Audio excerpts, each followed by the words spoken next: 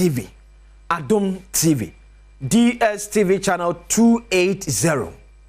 DSTV channel 280.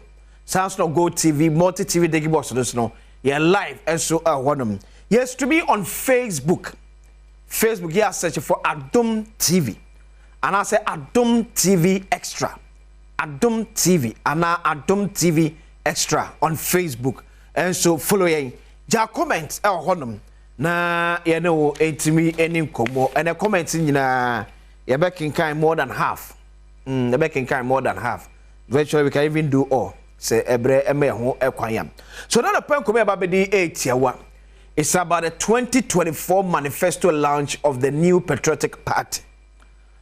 Dr. Alhaj Mahmoud Baumia, ya Otuma Penifran Kadiama NPP Amuyoko, Edini party name akoda woni swade hunu edema Ghana.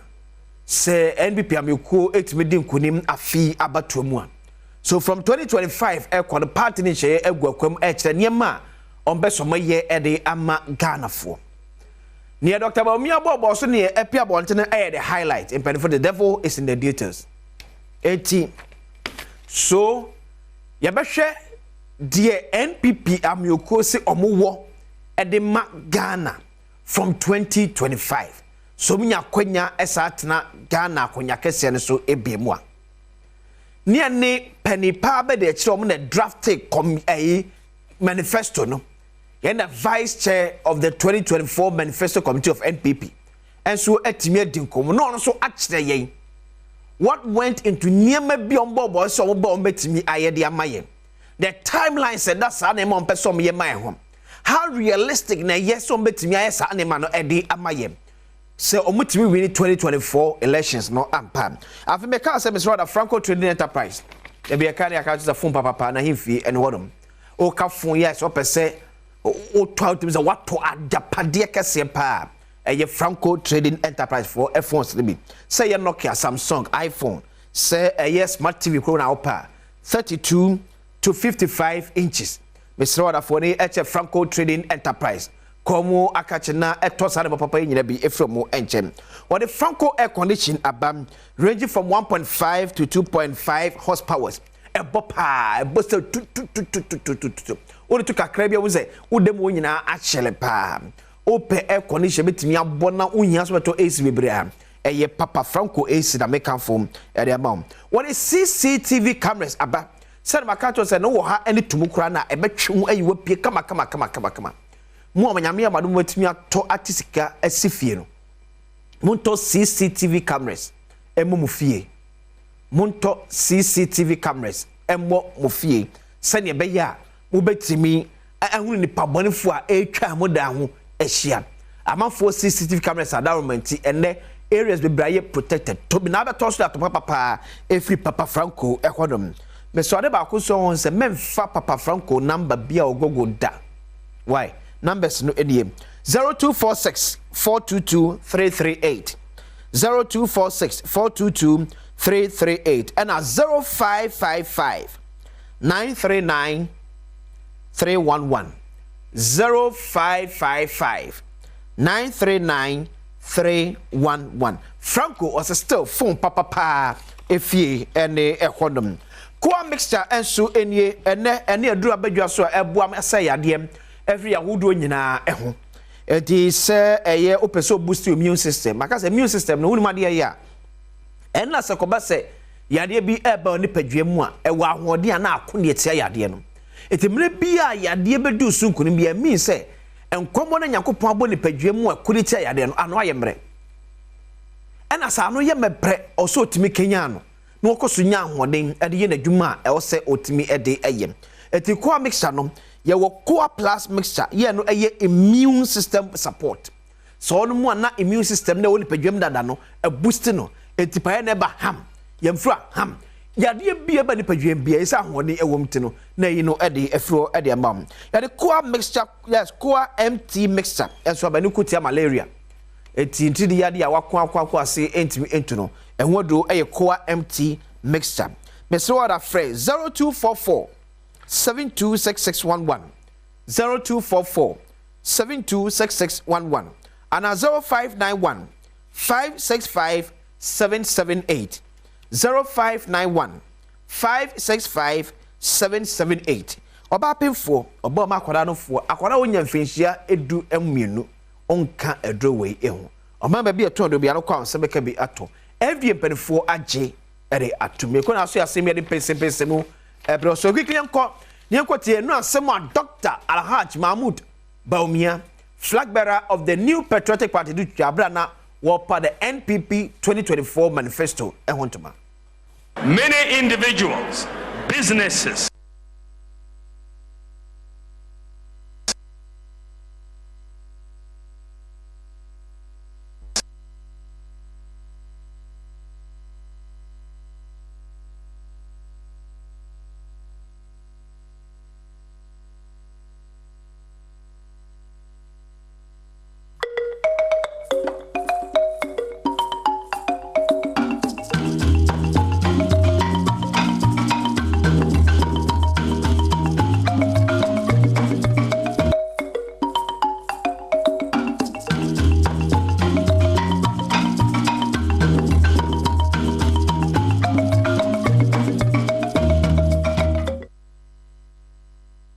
Eti ofanche yebebo Dr. Mahmoud Baumia video ma wotimi ahwe no watie ebienu asemo a anka so de tuja wabra bi piameko Paul manifesto no entuma so ma me ko zoom na mene the vice chairman of NPP 2024 manifesto committee ye manifesto no adwuma no enkotwe enkomo on kwa na saye minister for works and housing the member of parliament ma de shewo ofwase ayirebi in the eastern region. Kojo upon Kroma. On our take, I'm watching a pay about big Jumadi so. I was in I say, okay, so also where pa. Yamia do me who pa, Michia, Union, phone and pay. I should forge you so, and I'll say, with your dress, and I see say you're still in the campaign mood. Campaign, nothing, I call second level. Okay. So yensha bo the 2024 manifesto ho eboa efamaye dia na esiki to achieve for Ghana for. So here manifesto na ye penny de to abonting and run first of all we be say manifesto na dan there. Manifesto ye niswade hu ye penny no tirimupo a ode to abonting say na me Adom na se moto abai mame. Na me bedi Ghana mampeni from 2025 and name si me niso a me pese me tumi ebi enie enti ubon se mfiti ase no di kan outline bibi te se Ghanaian economy no kwan be fa so na ye stabilize Ghanaian economy ne to me expand into where brofo na o use or say to stabilize and to expand the Ghanaian economy economy ne to de bia ehihim kakra as aeroplane na enam wie be ehihim kakra enema bo to me ekosro dollar bonsa fi dollar pejani mu dollar pejani mu ana ama fango bo kosro aduane agi krafia brochire ba ne ne krafia brochire no bo kosro ne ma bo kosro ubon se enema hihim sa baby o se ska koshe na mampuntu aba na nkofo nya adwuma ye no sika nkoho ntibon se growth so suffer. So how do you stabilize and expand the Ghanaian economy into a chere kwan be fa so aye na bibi te say cost of living sene ne ma bo ankasa faso ekosro enyina mkane abo transport bo bebi adu ti beto rent ne bo ne ade nyina no kwan be no be faso no asom na cost of living na mu empagya okan ho asem to so miensa enyuma sem kwan be ne be faso abo na mrante ne mbebu bebre awie free SHS bebre awie technical universities ne universities e page ma no manya edwuma aye nti no so kire kwan ho be faso na we create nyuma ma nipa dodo anya nyuma aye ansa na we bibi to say education e come as a medical free SHS kwan be be faso na abo free SHS ho buy apart from here bo ho buy no problems e wo no kwan be be faso asolve and so kire kwan ho be faso na solve free SHS ho ensemsem ma ye ma menom ye nuanom ma kwan be be faso aboa ho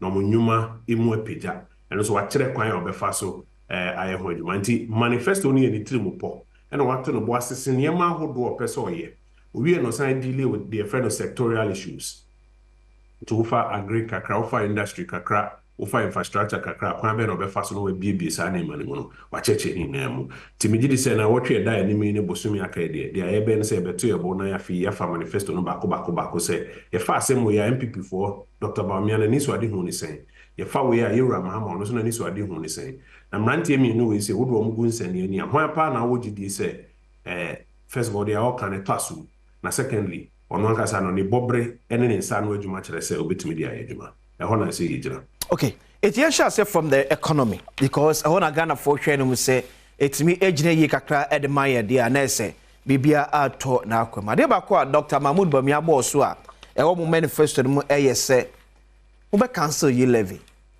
Ya calculate how much as on my yenya from ye levy. Ye levy free one mo akwan be na ba betimi a show up ne sikasem. Amesikasem me na gina ye. Not forgetting said Dr. Bawumia team break the 8 now.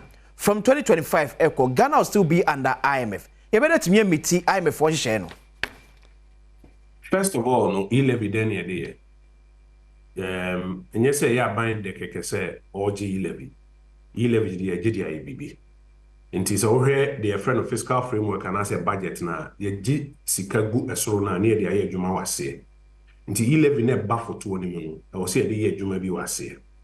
Indika Dr. Bawumia say wohwe Ghana budget ni na expenditure na wo no eso edoso wo de compare sika e ba ban for two months expenditure na doso dodo eni na de bia na tokura bedemu a ye bo besia de fele na ama e ka me nti the first thing obey ni say opese oyi aban expenditures no opese o TB fiso ye calculation no you decide say you will see to me take by 3% of GDP. But 3% of GDP, yeah, the basic kankasemo nominal terms more about 30 billion cedis. So now here Ghana GDP will be 1 trillion Ghana cedis now. 3% about 30 billion cedis. So 30 billion cedis now, all year fee expenses no suintino. On here about 30 billion cedis of revenue. Into a topic to say e-levy.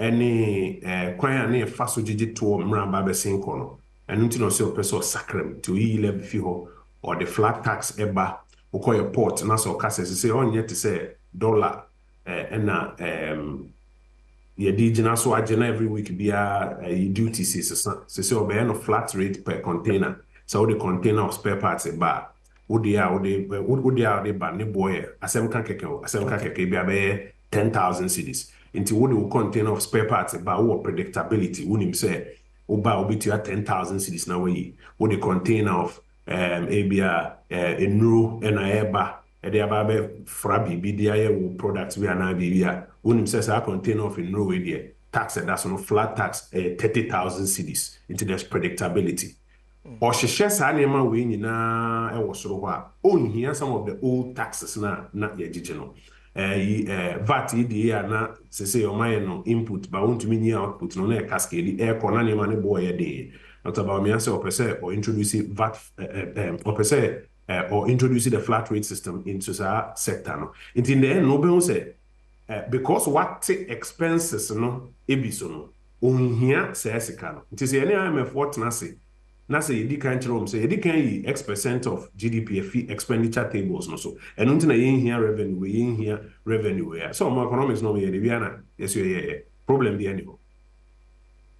Okay, so meaning someone am here manifesto no adwuma so in details here fa na ye kwa kate atimi achieve this 30% which is 3% which is about 30 billion Ghana cedis. Wow. So that's the overshift of the expenses from the national budget to the private sector. No? Okay. In infrastructure and goods and services are being provided. Remember a few examples. Remember example be to say acquire. Remember example be to say some of the school infrastructure. In fact, to say acquire. And then ohwe fiti pokuase anasa chimota kosi in some kwan ya ban problem e was our formula no say so contractor na adwuma do baby no the certificate bas of register na e be kwa ban photo mu e to a wo se ejeje to ne mai say ye levy say ye den ya ko ho sa na mai Almost a contractor and do baby, I know send him if you plan so train. Say it's in a car, no baby a plan. To the be free crown score, but not quite deteriorated. It is Kakra here a cost. Dr. Mahmoud Bawumia Swadi who said, yes, a sin acquiring be, yes, a sin school infrastructure and be, yes, a sin be school buses are. A idea also to me, ma, ye fee budget. Name me any private sector, eto abasa kumo say, and can say, buying a try I want to be near me. We are more concession. Uko Kenya, and saying say, Kenya Kokusian idea, or my new expressway, Ewo, Nairobi, or my pillars na quine and so. Nti akwan ananka traffic bi o ha 5-6 hours no o ma si expressway to open in temper o do ha na wafo ramp no ne wo de no nam esoro saa de aba bedu airport ba obetua nti private sector for now o di koji iska wo insurance companies ni o mobilize iska from banks no o mo concession bi o ha 10 years bi o ha 15 years o de betete ne kanka nti aban ma kwan mo ma yes a project no ba aban fa aban sika na ye. And also, no, so I buy regularity and make sure said, Sika original, and yeah, etchame bo na ama oman for no edi opinion. And then, remember another example. Indeed, one of the first things, there's a lot of road infrastructure. You bet me through PPP. I bet my concessions. Oko America, it will be a fairly easy pass. A quite down na no mama private sector concession. No, so I be private account or why I know you totally. Indeed, ubon say no nipa na mu ekoba but ubetua. No more they maintain it. A lot of road infrastructure will be to me anything. And road budget, while on the national budget is a very big thing. Another thing here, to say school infrastructure. Schools in Libya, hostel facilities are there, no. So buying OC halls of residence are. Yeah, ne bo time I be see you be to your contractor be was so now class would the opinion say you need 90 double track ne. Dr. Bawumia say we invite private sector. Now I'm on concessions. So we'll be to me as we say am I over this period. We'll have 5 years, we'll have 10 years. We'll be to see kind of fast. But now buying so and cost will be brave. Maybe to say school bus. See, I can say you taught school bus. I'm all senior high schools in Ghana. I'm say last time I'm who number semi correct. That's about 700. Yeah, taught school bus is about 700. The war it was so. But for example, you can say you perceive leasy school buses. Ankrankre, moment talk buses by 700 no emra. We the 50, we the 100, we the 80, but now by no sign contract. You bet to your bus under a lease agreement over it be a 4 or 5 years. Sen ka fi back on a bank or top buses 700 now. Asem ka we be an 20 million. Yeah. So kase or chim over 5 years. And just say ne obi abenya bus ne mo ma ban bit ya be 4 million pe. Na 16 million. Na I also nko hia wo etuom na ogisa ato de kotua contractor for no. Sa 16 million na ban say me 9 GB. Into next year message another 4 million na metua. Next year message another 4 million na metua. Na mo bia ho aha nkakra. Into one of the major things yes PPP framework we are Dr. Bawumia roll out one a be reduce pressure on the budget. Two, a big create about 30 billion of new economic opportunities for private sector and financial institutions. No muso assume Ghana for, but the key thing is that we have strong regulation. Now muso ankwankoje etwamene ebo Ghana for now. Okay, so still on the economy. Dr. Alhaj Mahmoud Bawumia to me wini that be arrested dollar. In arresting the sharp depreciation of the currency, and Emma would also here. I'm found called Chikakra. Okay. Dollar in China Kuma say, Yakoton dear, Ewa man say Jasso, Yenya dollar. Inya dollar na, yes, you hear BB, Ewa man near the dollar na kwakoto. It's a dollar a product of demand and supply. Now, a to the via, won't say demand for dollar, no, a cost in supply, no. It's not born here, the air cost. In the time my economic challenges in starting, Dr. Bawumia, in fact, I know a story, no. Now, no bisa say, hey, na say I earn so much dollar. Say, ya nye bibia, niema ye here to say fan wo enro essential, services. I was say the dollar kotono. Sabri ya yen so much dollar ni benya wa infan. Say nothing on the gold purchase program buy. Say you will see the between the seed ato gold.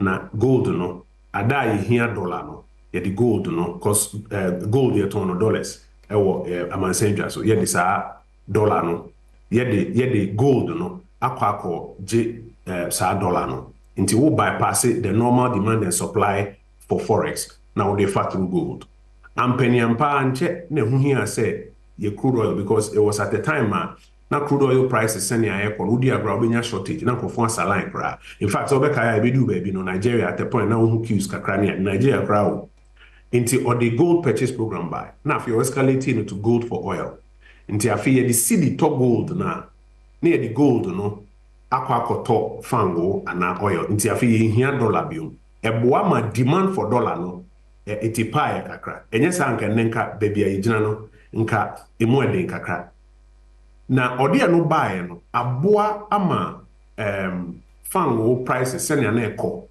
na senia transport prices na ekọ no esonte enyaye kra ba stabilizer kakra in fact currently na amaya hodo epeso mbesua kwan ye faswaye and no osisi so peso page mu kakra no gold for the broader forex because your companies bi Ghana ha omoye adwuma omowia ompeso dem profit kwa abrochi profit no dey kon bi o ha be $400 million it is so here $400 million o Ghana ha say no the profit na koma abrofo na bibie adwuma mu wa say no because don't mean say on keep puska no ha by force obibie because of opportunity but we are person dey sikako sesafo no ebetumi under this your program ebetumi na say womo instead say omo beje dollar dey akọ no see the be man na yen yakọ through your gold purchase program no enya dollar on the other side amount pressure on the CD no bon say esobe kofo okay and we roll out this grand program while following other measures curbing artificial demand in county again or person the way can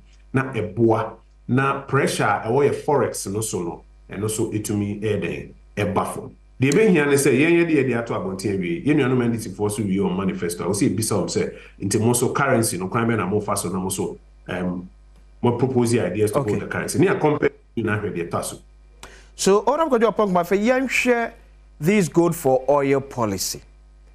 How effective na aye one maintaining prices of crude?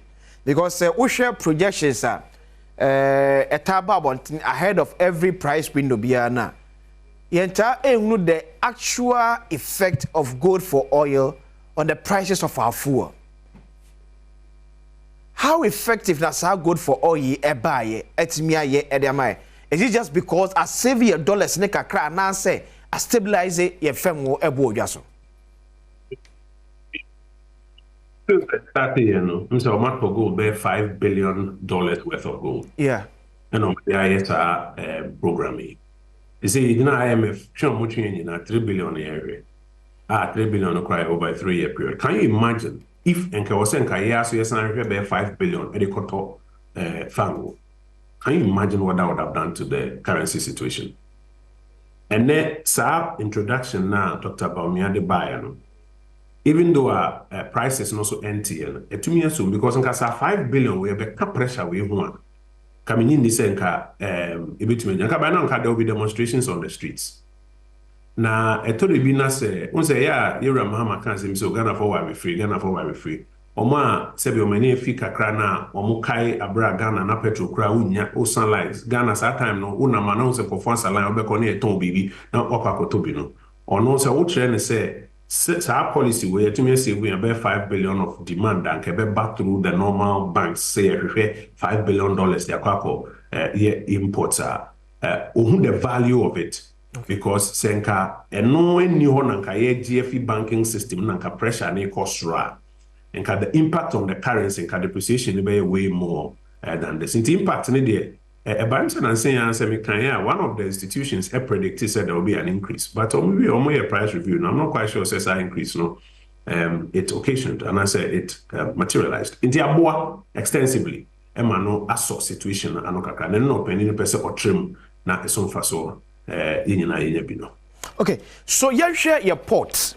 I never quite know a war manifesto. Dr. Mahmoud Bawumia highlights here say. Yebema your port rate at least a little lome ayepe ana even a little bit lower than lome. Your calculation no a year because of high charges of your port duties in it. how many cargoes na a dodgy kofa Lome ediba Ghana and tia ya pesi your port charges no so esa? Well, even before I call the amount of traffic I lose I call Togo. Yeah. Who the upper friend importers no money. The mere fact of more charges here lower, as in your charges. No, there are several importers or more professors on the Omnima Ebefaho. Now, even if not Ghana have crampon bar across the landlocked regions in West Africa, no maybe some say for Ghana and me for Togo, just because Omai are more competitive than us. Okay. Now, I didn't say yeah no. Oba airport na your duties no can you so charge no one and predictable and two be you know because of currency slipping also mom use CFA into currency near pegged to the French franc into and depreciate it say yeah no into yeah no depreciate na prices na sense na unya predictability a nipa import back to say me de ma be fa Ghana e be kwa do port na say dollar $60 ni ma no bo duties na sense in there me de be fa Togo into the Togo port is become more competitive than yeah no. I don't know Dr. Bami, I say, you be any mammy, you know. One, ye peggy ye duties no CD. Two, a flat. The combined effect of that two will be making sure say. Three, ye fat rate be my ye na bro to go the so. Because your efficiency say what takrade any tema. It means say and can price and a lot more traffic ever through the Ghanaian ports. Okay, so before I'm say one of the challenger importers at our face Tema port to be specific. Yes, say Makoto meka the frabro chiraba. Car na me toy no abrofo no the on price at $10,000. But medu Tema port in Penfose there be ye nhwehwemu nso say car weigh $20,000. So the charges I'm paying on the car no and the actual price na me turn abroad, but I'm paying the price which has been set by Ghana Port Authority. Because say 1 year is what is going to happen is say obi betumi aka catch say ade we a obi anim say ne bo 2,000 maybe turn 200. Once obi declare say CIF 200 no na say duties ne ade a e wo so nyina no more or less on one kasa setting the duties. Until we see it say no koto brand new Toyota Corolla 2023 ni boy say. Tisa benye una abeka say bi a meto no say. Because say ye makwa ma wo be kasa meto ni say ya. What end up happening say say me ba me say ma dey meto ni say. Meto ni say dey na the CIF say dey na the duties say. Until to standardize it no there's a standard rate say o de FDA bi ba Tema port. Okay. Na fidi ni say a 2022 Toyota Corolla. BN say 2022 Toyota Corolla. The average price say. It's only the foundation or more the air one. But say duties net that's only you're charging $1 SSI every week beer. Now you sign VAT no in a cascading manner. Ube you enough any bona unpredictable. And nothing a year casse ye per se one, your duties no CD based. Two, you per se in flat into the container banner spare parts. So him say container of spare parts me duty a 50,000 cedis. Okay. This any my woman no say and I say 50,000 cedis. Into you shifted to a flat rate CD based modeler. A be making your port no competitive and a be making it easier for more here say on be crabby be their business one. Me jakwan amwa kobad o sector asamu ne mapa bi de ma Ghana for housing ne amu keke na no enye de eye feasible. Feasible. First of all, program near access to housing for all program. They say per se boa na private sector o ma kire se o mutumi si adan no ne dodoɔ. If I say boa na fi o mu si adan a ne boa form. Okay. Ma na ye ni bi no ye sa ka bi. Na be ne be fa so support private sector. Those are they say ma bo hu de ra. And no man penny and be the tree Nyame Adom 2025 president who did not simply so no was a quite on I was a faso until you have a private sector no as I say I was here the mount incentives I was here the mount and near my was saying can buy the boy on your baby now no more so to me sit down and send your door so any boy a day and work for na many union yenya baby theater. But the honorable Kojo upon Kroma Minister for Works and Housing Vice Chair NPP 2024 Manifesto Committee. That's how the person Jebre and the train and Como. So that's called you upon Chroma Vice Chair Madema NPP 2024 Manifesto Committee. And I'm to say, I don't know, ADM Erica J, a member of the NDC National Communications Team. What can I say? You Eric Bokodia.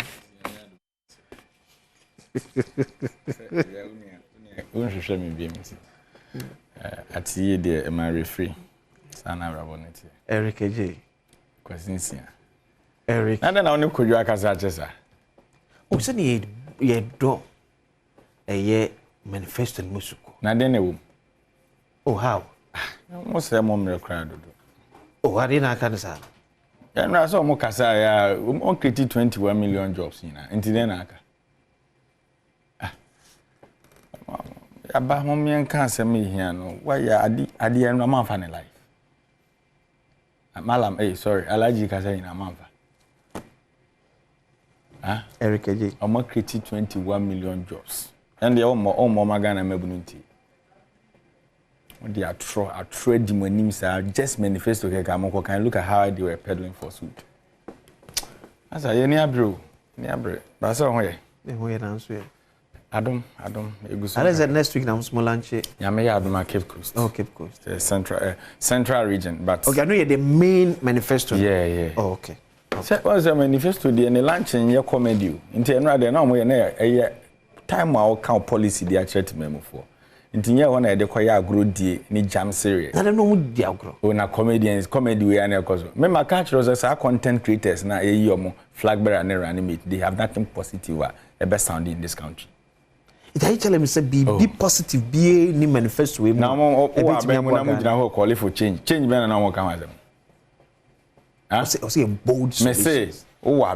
We speakers in call for change. Ghanaians need change. What type of change were they talking about? Bold solutions. There be change in the union board, no. What type of change is that?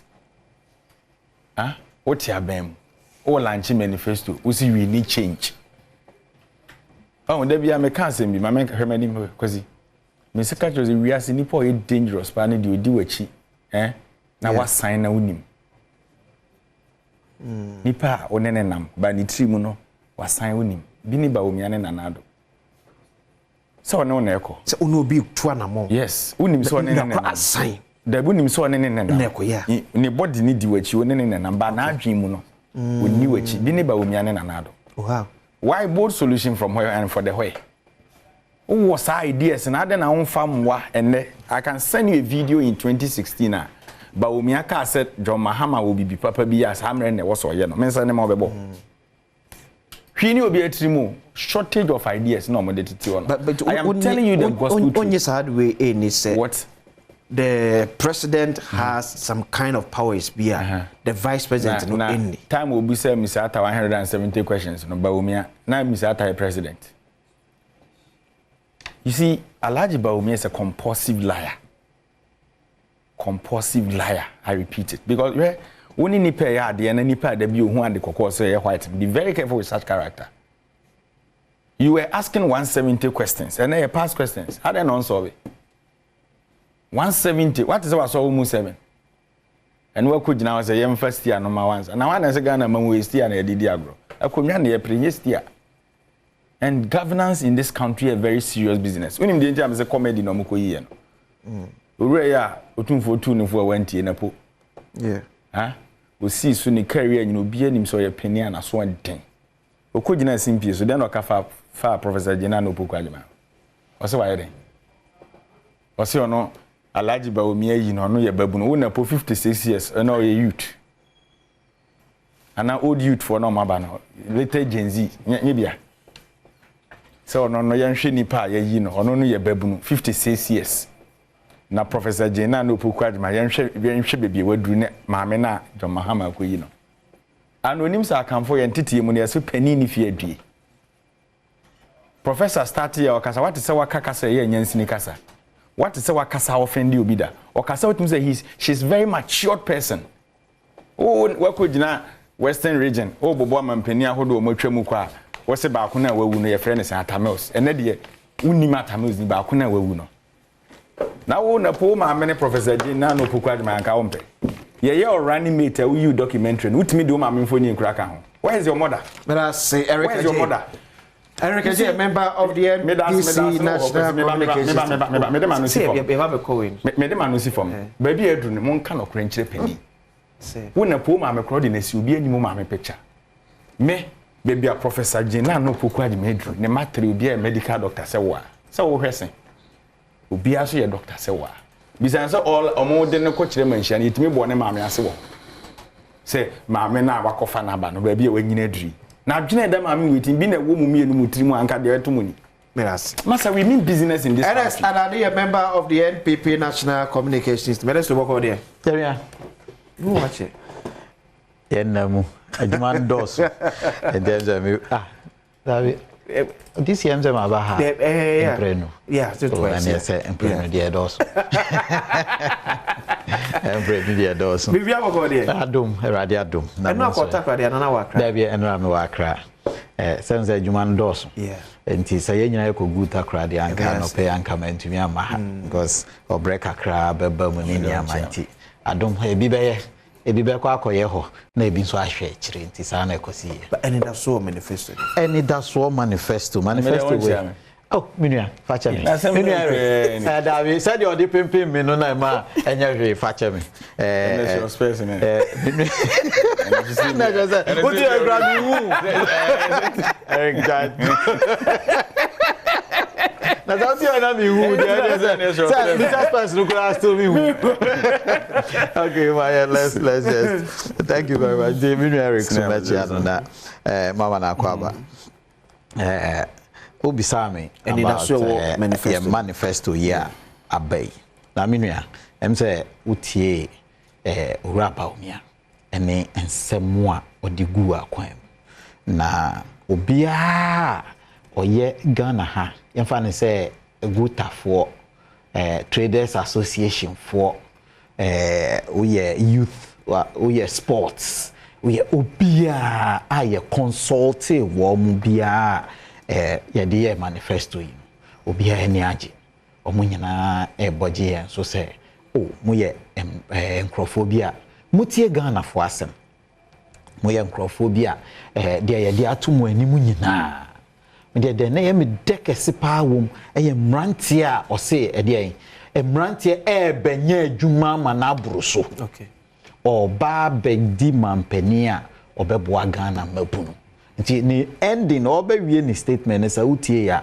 o se Ghana mabunu me ba ma me pese mu so mu asene mu ta machi mu di machi na niam am mu ani da so no beba mu abroso nti mabunu a omuna omudaachi ehuhia oman pa because you see the youth are the future meboa and I can say aboye wo brofo bi a can say mrantie ene mabawa omuna omuye ye ndaachi nti na na do baaye no o de enkwala mrantie ne mabawa daachi esi nani so de dikan o se moma ye ntete ye mrantie ne ye mabawa ye fa omunko school ana meboa wa anka suku komuno anka was seen to be no entumi ma unko school no me da na danko akufuado ma ye free ho nti Eric J no da bia no mutata yen se na adwuma na mo school na mo de nkwala no ko ye kura na nka hu hia Eric J se ani sika buru no so yi anka obetumi atwia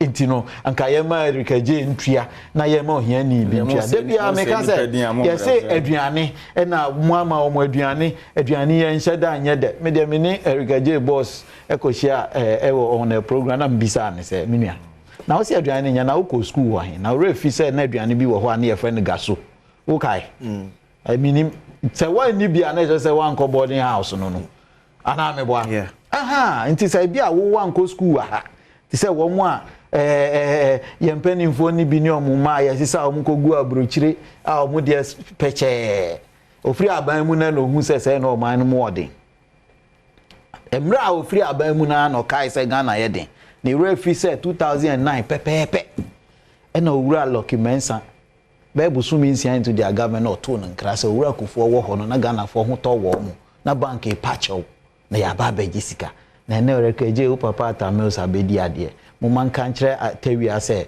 on man nto Atamils se atei o man ni mo asesa enframa bone ebo sa bre no na bibiansi yo na atoye nchem ya atowia se nyina America fo ka edru say almost say te ho $1 trillion na mai but even or how we nyina echi owura na Dankwa Akufo-Addo e ma mabunu da achi hia no na wo de hwe se de wo tua uba no school fees no se onye ehwe na wan kasa ma uba mba bisa yam bie school na uba ntena fie na otwemienu na otwemiensan ne yenhwe. He prioritized the future of the people, the children of Ghana. Ko school wo de awie school na mete say enkrofo ka say na adwuma ni oman mu wo de awie school no te say mete hoi na ma awie school no na say ye fa police po minim say me wani da so ana me boa say say ade me nya ye nya mfa me adwuma but minim say me wani da so ye fa soldier ye fa bia den ye pe enkrofo abe ye adwuma wa Adom TV ye pe adwuma ama obia de onko obi kura na ono tifie na nka andairika je ni brand ni mpanimfo na under them no nka branch ye de bibi baya ye friend cut off point wa pass de na so erika je si ye nsi yi block nwie ye de mfie 9 IC mu 29 nti 40 years time ye si yi block wia na opportunity abana mu nko school ura na Dankwa Akufo-Addo say ende enkwala no ye fa o mu nko ne ya ye ko Akurasi school no ye ne yeti we ase pa because me anka na mentia but me am ko Akurasi school ebia nanka ye enjoy schools under trees ni bi nanka ma fa school under tree na ma ko secondary school ewe Akura bi ase wo baabi na me nso adesua ene side enkrofoi enkwalai emo ato wo mo a mo atumi akọ school ni bi no se me ko school wo dua ase Sir Kaje ko mu school ni bi e friend ni say mama akase ni Suma Arosi enye no na me pe no mo akase yesi obi ko achi mota ne hwan me ne betna show yi so a who difference is all ko here certificate say we ko achi mota na we ko Suma Arosi ana wo ko me de no ye who difference no because emprepi no de ma Ghana hakura time a no o cut off point akwa na pass on to me nko de otumi kompono na etu sikaji na ye manso enti no enra Dr. Bawumia kan asem about 45 or my percentage about 45% of womu ananka ebia we pass school na afa no ato de aka oni sika odiko san krofo no ebia obi a ko Suma RC ni bi oka ho wa pass kama odi bobo asua ade a pass usu wasokania wa man tablet wa man bibia onu so apase be ofri Suma RC ana se ofri meme honti no se bi o uni akafie na na do sisa nkwala ni nyina nkobi nkwala da achi no no enu na owura ba omi aka se meme ba mebiem de omu ka se o nipa ne tifie omu nyanya adwuma no ya sha ase adwene ne wo ho o kan se meye we ye beye we nenso ato yen chama ebeto yen me fane se ma hye me babo se o uduru secondary school a ebia me bom modern de meyi bia se ubenya achi water school kwan ana ubenya school akase bi abna me de ubekọ abrochire kura ena adwuma me ye sebe na fofi anto ata na bia ma adwuma ahwere me covid aba nyama boni esi wiase nyina ahunye aba na me ba no mentumi ama na nkọ ama no ne a me medina bro me si nya abotre owura ba omi ase nya abotre me kan se me boa kwan we so de nanso ato yenche baaye no yensi kasem ekun kwa atwe me san aba Ghana for mun time achi mu amose ana NDC for mu na mu ka se oh Dr. Bawumia de na Dankwa Akufo-Addo na edi ni besi sa politics na etwam. Okay, so Ernest Moshe ma mi wie wa ha nka Ghana for etie me beti ma se ma me 1 minute pe na me fa ma no si wo we so me say they all can say Dr. Bawumia nanado na edi ni ba nti obeye de nanado pe no ya kan the same thing Chirata Mills or Rollins ya kopeja ni nsase do declaration and yes you at Mills by we as na Rollins no of Chirata Mills na mu no hu no ana me boa 2% chese de me pesa me kire ni say some argument no is completely flawed.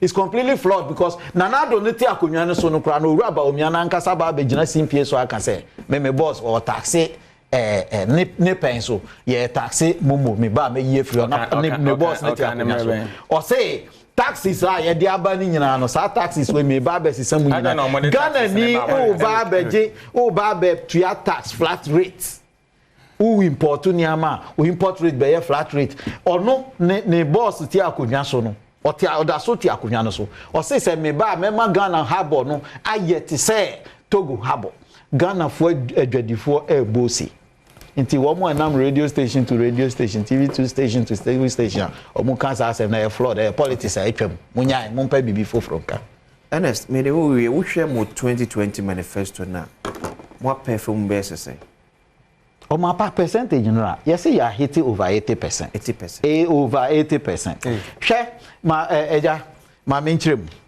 Ghana ha no eye won sem a Erika J bet na ha no mu a o de obeka o so my say also my over 80. Over 80. Me say Erika J bet na ha won sem o obekeka me bo okay me bo e mama for it mo for feel over 80% of Bosha our manifesto 2020 promises. Okay. And no na me kyerem say the Bosha also mo share Ghana for ahead of 2020 elections no omo ayemu 80%.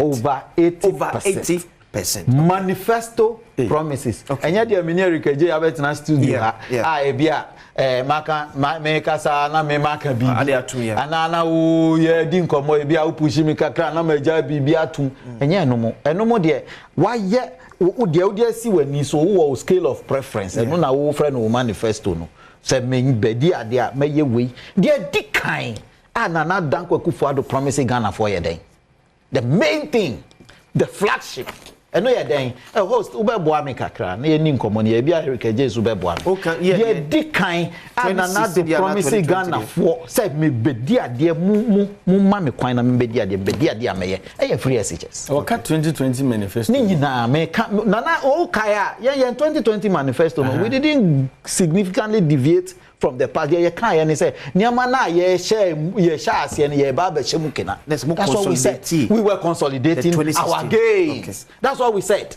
No na ye kan enti de me pesa obi a otie ye ate ase ne say niama ye share free SHS 100% delivered me boy. Okay. Ko fire manifesto no ambulances na ye promise ye no Erika J su promise ye Nyama ye promise ya NDC su promise ye na make achewi. Ye promise free SHS or promise school adan 200. School adan 200 o si mu 29. Obeka say me ba. Obeka akokotu na po. Onkotu okujeto. No onkotu Jodramani. Ene sadare bera say. Oh wa mama no ensi. Asemi a upeja ye say wa mama no ensi a. Erika J be ni mischief ni bebre. Enti mama no ensi mom. Me say 80%. 70 minutes. Na say we be say 80%. Ma compare free SHS any e-block. Wa faili wanya buy 5%. Yenya 100% free SHS. Me to aso. Yes ye be ambulance. Who ambulance no ba ku si lorry so and I don't deliver ambulance 100%. Okay, ne dey. Yes it was. Manamo wonko. Kasi manamo. O say na agenda 111. Agenda 111 no. Kona kohwe manifesto. Yes say ye. Oh, o ma umrem. Eno dey me kohwe manifesto. Ananga, na himfa na obehwe. Himfa na obehwe. Ana obehwe this for manifesto na dey agenda 111. And put me ma agenda 183 no ba bia ni na we manifesto for 2024. Asemu. Asemu dey pa. Krata ye gutana. Kasi the seminar meet me the phone. Okay. Your manifesto ba ko na wo ka ho asem. We 2020 there. Few promises no kwana nti me omo over 80% na omo kan. Okay. Asa shock me kakra. But one thing I was a moon is Ghanaians.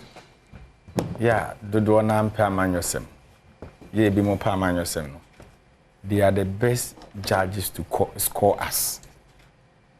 Petemua o she omobo no. If indeed you've delivered that, they are the exact people on who they were delivered their mom.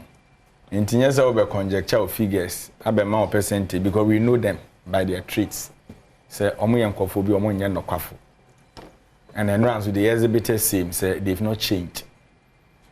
Once ni earlier submission or can say me say yeah say na na do na de ba omi ba na ode ne ba de obeye enu bia na obeye enra na podi ho dance o say in 2011 na na do friend hotel anadwo 2 and o ka kire no so ode na chi beja ba omi a nti de we Japa document ni different bi anim so a Japa part 2 version no mko kan ye no they are just coming to cover up the mess created by them and these characters they are very deceptive characters. There was a video and I mentioned an opay. Nanado Danko Kufu Adone Alan Chamantin called contest only gone. All man speech then or see Uniha Alan Neba.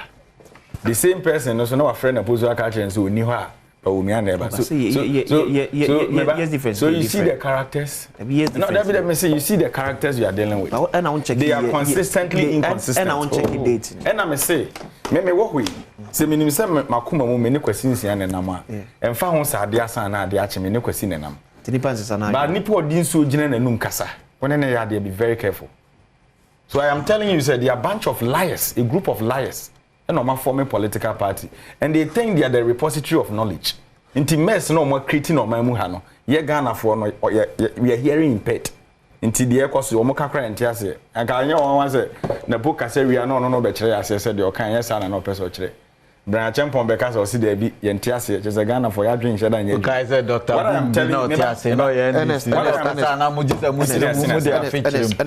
need the consult as an my. The person showing say Omako Lanche manifesto. The ordinary Ghanaian. And near Tikrume in Ghana mebunade how mupaye ejuma. Ejuma. A dear na ote ya na ye strong kwa. Aban we so de ba ebe bo mebunu ama monye ejuma. Because already mo catch and ras mo create jobs 21 million jobs. Mo de babu no be young lady na kokan size speech no. Now say 21 and now can say 2 points. Masa me send the video no mo. Send the man. Omaya. Send the man. Omaya your population be 34 million. Now mo create 21 million jobs. Now unemployment rate no I grew to 14.7%. Because me can say we are Senate make a send we are send them. So clearly no you could see say entro na empenimfo na dey kono na mabunu no so omode omurem because such a young person who we school we had intro speech ni man so nkokan wo say ne dachi ebiem with the issue of free education na mo de kra de ya na mo ho ye me wanwa because so hwe Ghana bakosem a na wo de free Kwame Nkrumah mo penso ba eba be si uri amahama penso a time where UP fo asefo be ba kruma bia na education sem kra mo na mo ye ne basa ene ya pomu densem Kwame Nkrumah te konwa so some years ago na Ghana population number 6 million. Because you say unim say na university o moko ni free. Yeah. Unim say na hospital o moko ni free. Unim aban obe pass hospital fees act. Akufo ado papa ne buzi amo penso. E no mo twa sa nyema no. So you shouldn't do that politics here. What you say? It is all the free education aba. You implemented a policy in 2017. Now the be so say then na dey about free education. And this what they are by and the free education amode by connection man for aban mu didi policy no ho chenfa so e wo se nya what the policy about almost 7 years there's no policy assessment obi koka na adwen say wo se yetena se ye policy na mo se oba betwam nti ene ye ja mo se mo nye de mo pese mo ye me krom senior high school I think some 2 months ago I came to my sister station multimedia kwasi nkwada no mo koda ne ho akoko no mo di sugar pony no bread and enye pertinent issue na ehia ban because ye wa ban akro no nti no yetimi kotachi mandwem koto aburu say ba fast stock nyom na to street o mo de ma middleman hwe de o mo ye ho no nti se wona ye ba fast stock no me ye middleman me koto aburu otachi mandwem na ma beton de ma ba fast stock ni asen afre se aburu no ye wi ye se distribute the Bono region tachi ma fo mfa ka me fa kotachi man look at the logic nya kro no ne bone e wotimu a will be running a system like this.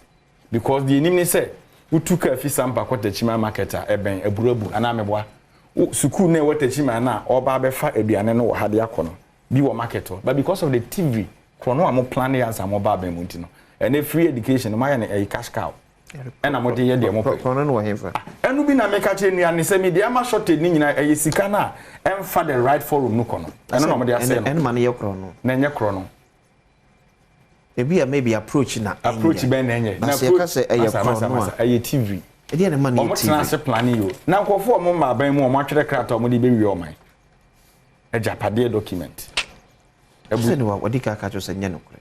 Hwan kan?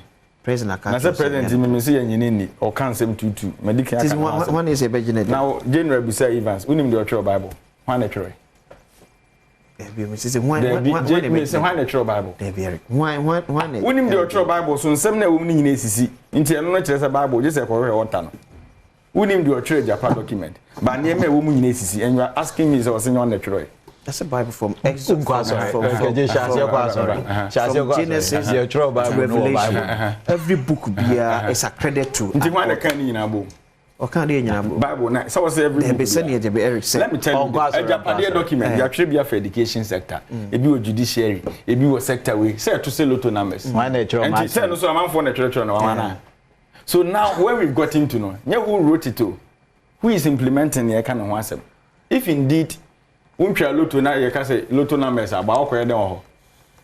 So what I am telling you today is that what they read yesterday about BNM, you can hear youth manifesto now. Because you be more where we are coming from. Now okoye single parenting, kwan am for fast social mama, e mo do baby ye do na nyame. Nti na no ayekoka say ye the no stress free policy in academic user fee ni ebetua no. Look at how they were making noise. To the extent to say be much so na mo dem apart e kan say level 100 for no mo ko wi on be dan komani. Na mo ko free SHS ni wi e no. Ye de mo ko go Cambridge. And mo Oxford. Mo de mo ko street. What we are saying is say Ghana mebunu ho na yedwene. Nti your policies NDC ya kan nyina ye ade e fa mebunu ho. Eno nti na political party yetimi launch the youth manifesto. 24-hour economy asama ye kan ye say ye be shift ya mani pa nya adwuma about the youth. Nti ene the ye catch of free SHS nkwala ne say ye ni so mu wi on beto aso. So His Excellency John Dramani Mahama wasi mu wi SHS na mo beko teacher training college, nursing training college, polytechnics, universities, public one the account ne say unya admission form na admission fees na wo so no academic user fee ya fa. And yes be a 2000 be a 2002. And you see, let me tell you this.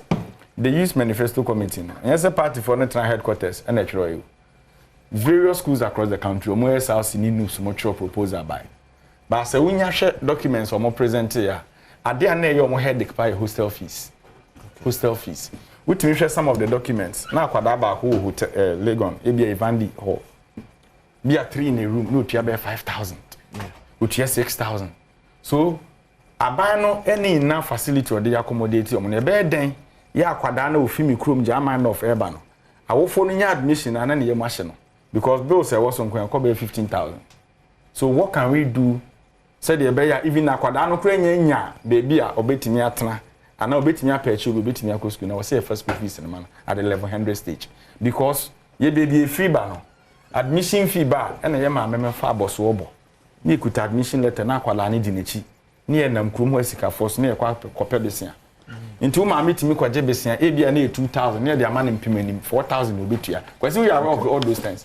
So what we are saying is that because of the challenges now you nim say what form admission ba parents na suffer before paying it no we absorbing it nti you absorb maybe academic user fee depend on the program am call. Yes, and a batch time we absorb it. So a bill ya around 4,000. Maybe 6,000 academic user fee. It's also the 2,200 and more absorb from the 4,000. Academic user fee be an school krona okon. Yeah. Or first year you absorb it. That is the policy. And to see absorb it mawa. So for 2,000 a bianca ni hostel fees na 4,000. Indirectly no. Ya shift bed ni bia kugu aban so. I'm a parent no why then. Ahen ne kakra. Aban fa ni nyina be ha adwen. Oh, for now, okay. I was say ye kakra going concern. Progressive. Yeah, we believe in progressive manner. And ye di can say with implementation of student loan trust plus no. Even sa akwadano student loan plus. Yes. Hey, you need that whole. Someone no one can.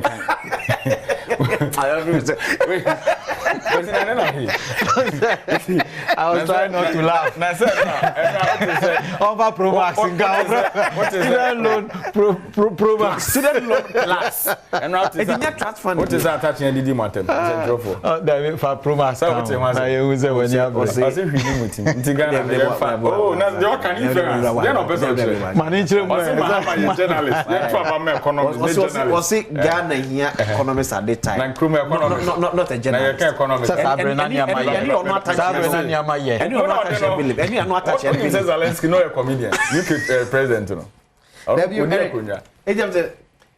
So for now, buy 8 me absorb maybe the 4,000, 5,000. I do watch latest report in there buy. Okay. Now you gap of 50 million. Yeah, you can say 50 million Ghana cedis. So you hear the cost student loan. Okay. But I buy we buy capping and realignment policy. So can be a cover be a here be or typical. Money students na edin common ye hunu sa me say per the proposals by from the various SLC executive news. We got a lot of proposals. But we are we forgetting say most of the students na work your campuses. Omawofo na etwe. How when am we engage sir awofo rather than maybe young students no na meba. Nkwada na mo ko free SHS. Nya omawofo na mo hwe. Yeah. How na Ekufuado na Badwam engage awofo. It happened. Ono mu share PT meetings or the free SHS eba. You know it happened. Mo mayen kasa to say the NTM biase. So you are telling me say akwada na oku free SHS ne ho kire no. Bo wie na ne mame anya ska university obetimi akọ. Nurse no obetimi akọ. So where from this logic? We be bisa na say aban so baby bi di aboa amemu dodo na etimi akọ. Now the challenge is say obi over the 4,000 and 3,000 cage. The best time block their man. And I make a chair will say, yes, say aban so make a student loan plus kwa mama no in G. Even with student loan plus policy near the ban. Akwada ni admission letter ke kakra no timi kope facility. In level 100 for no. Me say unya admission letter. Qualified. Yes, still qualified. Aside getting the still qualified. Oh, student. Okay. That is the student loan plus. No, to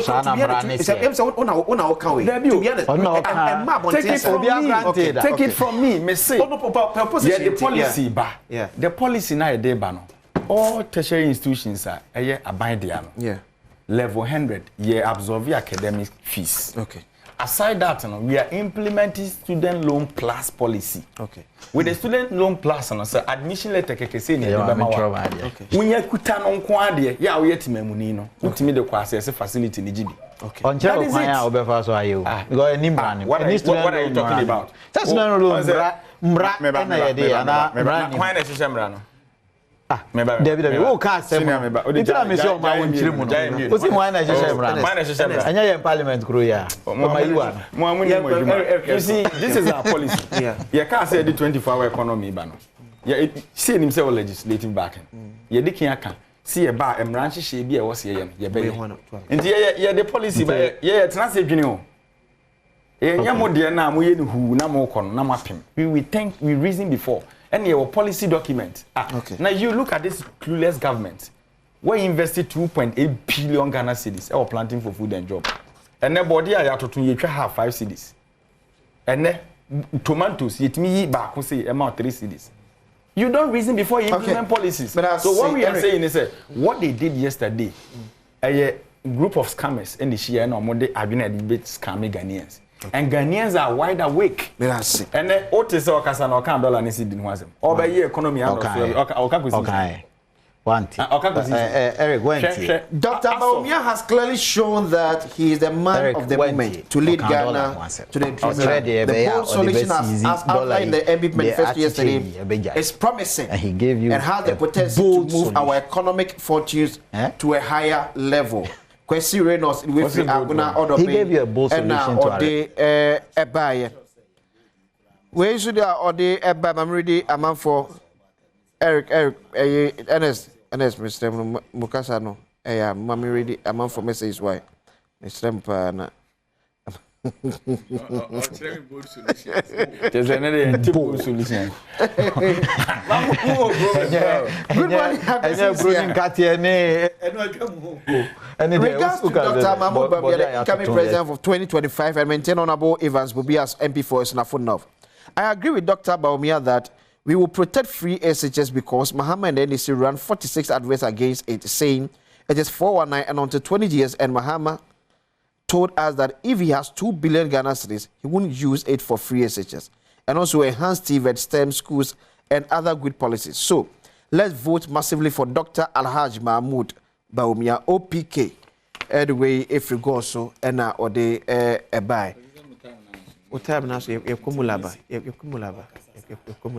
well also boys two boys na twebe so some baba yefi say on say alaji menka no kre o say no so ba obi it is ni nyina se munyina obi abo na menyi bi ma brade ba o mi ade mulaba aso ye go na boys ni go disika watcha tra ho le draw there will be another live draw yeah on so betimi every new because ne twa na game pack there and one is a boys no e dey but fortunate for you both MPP and this in so about 2024 we a tax net that betting so interfere ba ko na de ba na ba so is Dr. Bawumia ba ko na de dey Dr. Bawumia can both solutions no kind wo best brain publications we patch and your papa kind at me aboama wadi ni mu no this yet me akonkan best brain woman na make am for e dey about say or the ngoma makomako ensia e na aba abonten creativity and imagination Mr. Mother me to student leadership citizenship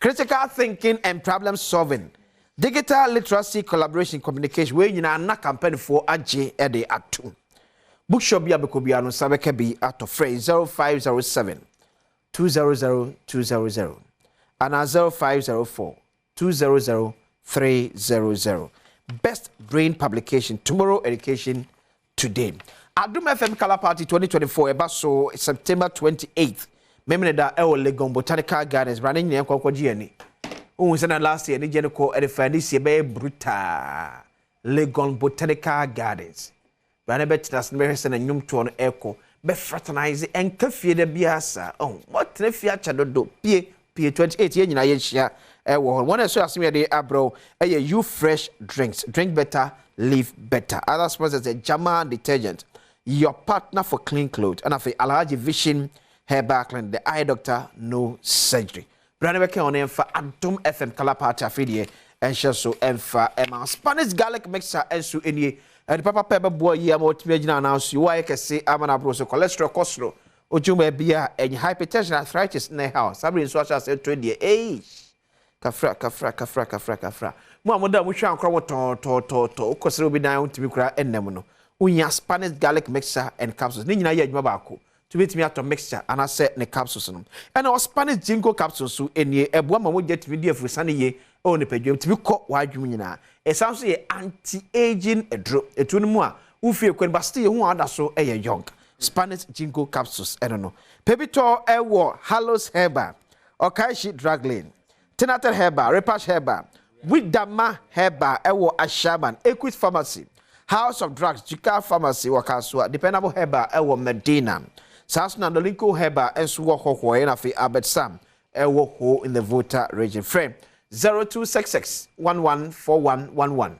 0266 114111 like maybe I'm going to Ernesto yeah be minute now wakasasa umre Eric wabre yes we are the manifesto there yeah manifesto 7 minutes with yanko yeah say me catch us mabunu no omunya Dr. Bawumia mujidie me ye ho hia me chen mabunu no Dr. Bawumia mujidie omu woni mujidie no omunya more enka omu trust Bawumia Eric sisi ana wa be say na asem kura say yes ye betua academic user fee yeah eno ye reference school fees no school fee ni na ye say uko JSS school fees no otua MC 38 school fees academic user fees is no school but them on average no school fees my friend is over friend say to ni dingo fee on an average me penitri din na onya wona de buy 5 school fee obetua school fee no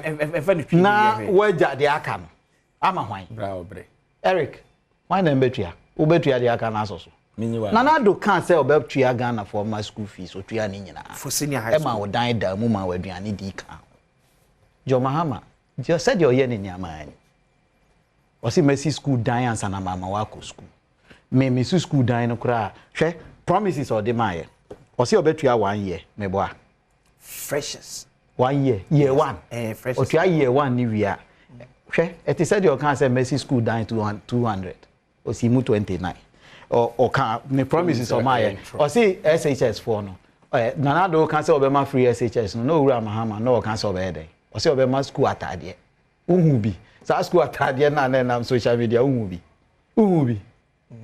school atade na ye kabani slit ube ho abrantie pa na ne school nika na esi ni nase de to so miensa eye owura ye otimi nchen ni na aban ni na oye omampani abedi ekire ene grammar and omuti so no mutual letter man investors ni say mu betua school fees obi amfa school fees in share bill so nti otua mu betua electricity bill ni water bill nti otua school fees na eye ketwa ni wie ma wa aka 6,000 ni de keka ho na wo de rent hostel o se no de o papa ankope na owie ye no light bill na wa akotro letter na da so da ho na do ama nka se Sebre university for amutie mi nka motua light bill any water bill otua year 1 for the new year 2 year 3 year 4 na refi say nkrofo we na do share free SHS ase na ye kan say ye be share ase first year rekeje ona sempa wo kan dey bisa no say e dey no kan fa ye de year 1 e share ase na ya ko year 2 na ya ko year 3 na ya ko year 4 ye be ye ne kakra omutna radio so TV so na do na adwuma be na wo mo aka na mo be fa hin se obi aye nipa e wo SHS level no omo ye 800 and something thousand about some thousands. Oh, Nanado just student population of a senior high whole school. Senior high school. We are talking about 1.3, 1.4 million. Then 1.3. But under him, no, we are 800 and something thousand. When to me, 38 pesos, so 38 cedis. When to me, say no, nipa 800,000 plus no, ebe ko first year. Fane say emu half kura, emu quarter. Ebe ko first year. Yeah. Untumi mpo ntua ni nyina say o metua o facility user fee na metua we fa ni nyina akọ. Ukotua fa. Na wo mo aka ne be ka ho obe dey. Anka free SHS na o se oba be ye ni yie no. Ono kan so obe ye ni yie o. Enya me na me kan ye o. Erikaje ni boss John Mahama. Se o mo be ye ni yie. Untumi entua even the 200,000-300,000 na ebe wura investing untumi ntua. 1.3 million no kofa scan way. Ti said ye ye nkane na. Nti dia me pesa me kire ne say papa no obi ahye wo bo watumi aye wa ye asiase. Ba ko so ahye wo bo wantumi anya mu 20%. Dia wantumi anya 20% no. Say pamo dia wanya 100% na free. On education alone, I came to health. Obisa me agenda 111. Sir. Hospitals are ya sha ase aye wie.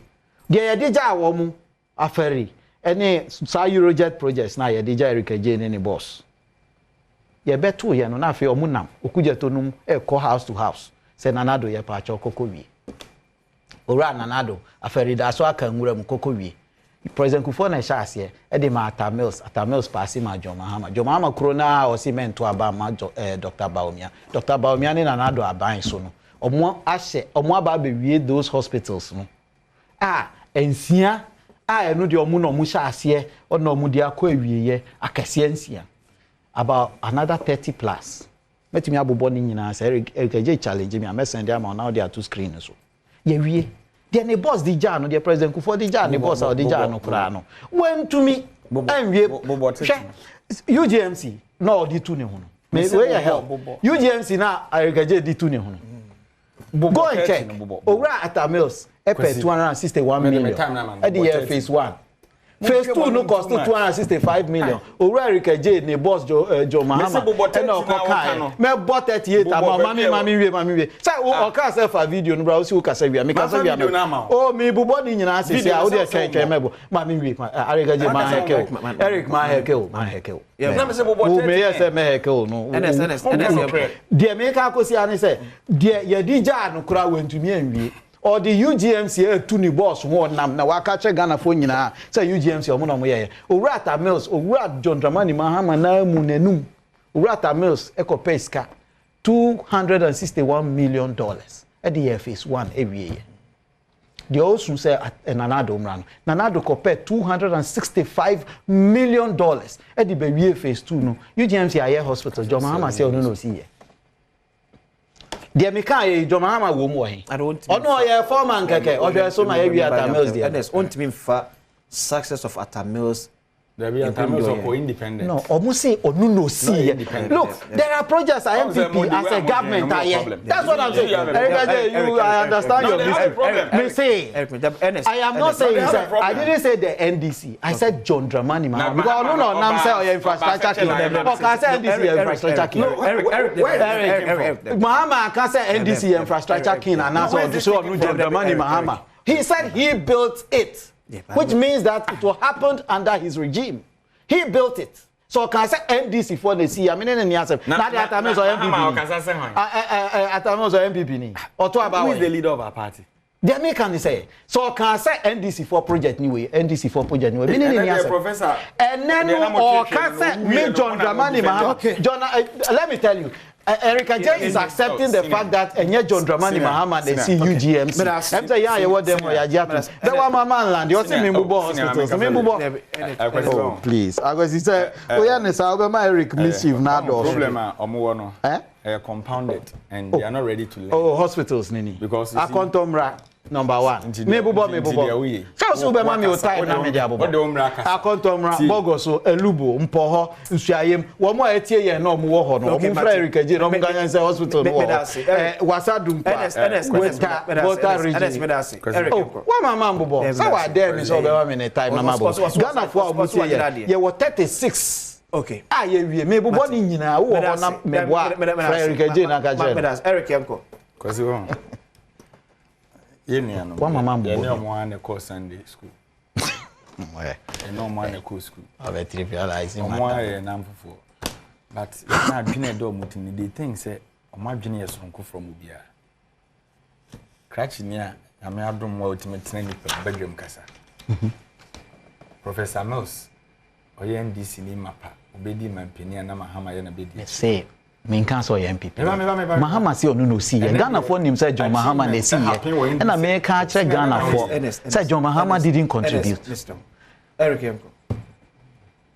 Nti enra na Alhaji Badwam Mpensenpensenmu Cape Coast achievements na mo bobo mo say ne sources no na ye on. But no ye digitalization. He can take the claim. Na do ada. Debbie Nanado na any man penny, but or catch Ghana for say as vice president, Ejuma ye di share me insani ma deliver. Enya no call for ni dia he. Dia ye catch Ghana for ni say Owura John Dramani Mahama NCUGMC at Amels any Nanado na see ye. And you dead me and I'm proving it. Eric Yemko. Senior Adom. Eric. Dia he na Adom. Me man tiase. NDC betena konya so mfie nwotwe. Ye fi abemu ye see UGMC. Phase 1. NDC betena abemu. Ye fi abemu no. Ye see ye kan say Kumasi Central Market. Ye fi Kotokraba NDC ye see. NDC. Whether Mills, whether Mahama NDC ye see. What betena konya so mfie nso. Tell your story. Tell your story and your track record and your debontoa. It is a what better na na free there. Yeah. Group lifetimes. Mahama, Mills. Hey, now problem pal. Many problems. So what we are saying, that is the man who say we can. Legacy of our party. Resources now about Munsem and Ghana for expected them with the bay. So whether good or bad, over to you. But you can't make there are no stress-free fees issue now or challenging. Challenging them so mubenya because mona montiasa mase. You started to them 24-hour economy munyanti asieda. So this one now what I say. They be maybe someone will be a candidate. Ghana for omoma area senior high school omo ho asem ne yeka. Sem kwada no wie no omo ko university, nursing training, colleges of education. Advanced academic fees no obefa NDC aban, that is the policy. And on switch no there's going to be a student loan plus. And also with me access. And with me the office or the area school bia, you have access. Maybe what John Dramani Mahama is saying is say oba ama infrastructure na na ye ne kane na edim puntu oba mansim we assign the aba. That is the big push. What here? In the previous manifesto, o promise say agenda 101. COVID by no agenda 111. And fear sumu ni ekwe. How many of the hospitals and waiting ye see? And no kwada ne boachi bidin. And now better as a control mara for ECB wo. Covid breakum west as I say amoji ye see usum fidi o echemwa. Munimnya and you are still nagging.